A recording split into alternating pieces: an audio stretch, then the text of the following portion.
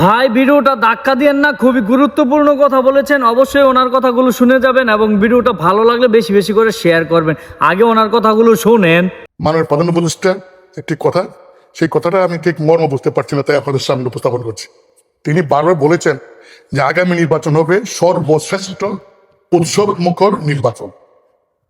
এটা আসলে এই কথাটার কি মর্ম আমি বুঝতে পারছি না, কারণ আমি ব্যক্তিগতভাবে বাংলাদেশের 12টি পার্লামেন্টের নির্বাচনে 9টা নির্বাচনে আমি অংশগ্রহণ করি, 6টা পাস করি, আর বাকি 3টা আমি নেক টু নেক একদম 200, 500, 1000 ভোটের আমি ফিল করি। এই নির্বাচন করার পরে যে এইবার যে সর্বশ্রেষ্ঠ নির্বাচনটা হবে, এটা দুটা কারণ আমি বুঝতে পারছি না।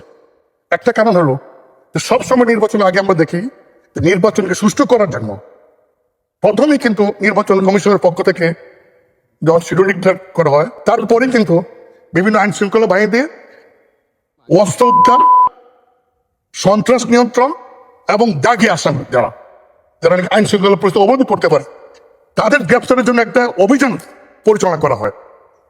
কিন্তু এইবার কিন্তু আমরা সরকারের পক্ষ থেকে এবং নির্বাচন কমিশনের পক্ষ থেকে এই ধরনের কোনো শুদ্ধি অভিযান করছেন আমরা দেখি না। শুধু একটা দেখি যে একটি দলের গ্রামের নিরীহ কর্মী তাদেরকে গ্রেপ্তার করার জন্য বলা হয়েছে এবং উইদাউট এনি কেস।